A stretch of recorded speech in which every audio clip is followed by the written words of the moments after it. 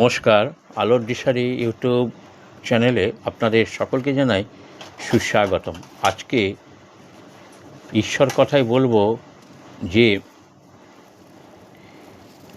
বাবা ভোলানাথ এবং তার একটি ভক্ত কথা। ভক্ত তিনি তার সন্তান দীর্ঘদিন ধরে শরীর খারাপ, শরীর আর ভালো হচ্ছে না, নানান ডাক্তার দেখিয়েছে, সব দেখিয়েছে।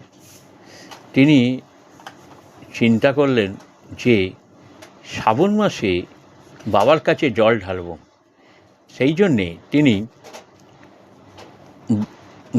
গঙ্গা থেকে জল নিয়ে তিনি বেরিয়ে পড়লেন বাবা তারকেশ্বর বাবার উদ্দেশ্যে। তারকেশ্বর বাবার উদ্দেশ্যে তিনি যাচ্ছেন, জল নিয়ে, কলসি নিয়ে যাচ্ছেন। তিনি চিন্তা করলেন যে আমি একভাবে কোথাও বসবো না, একভাবে হেঁটে গিয়ে বাবাকে জল দেবো, আমার ছেলেটা যদি ভালো হয়ে যায়। তাই তিনি চলতে বহুক্ষণ যেতে একটা জায়গায় তিনি একটু বসলেন, কেন ক্লান্ত হয়ে গেছেন।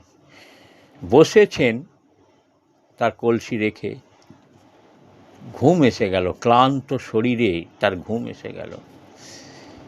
ঘুমার পরেই স্বপ্নে দেখছেন বাবা বলছেন, ওঠো তুমি গিয়ে জল ঢালবে না, তোমার ছেলে ভালো হয়ে যাবে।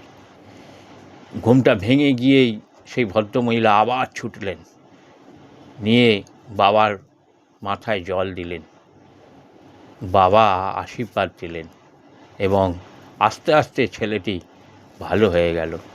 এই ছিল বাবার অলৌকিক ঘটনাটা বেশি করে শুনুন, চ্যানেলটাকে সাবস্ক্রাইব করে দিন। নমস্কার।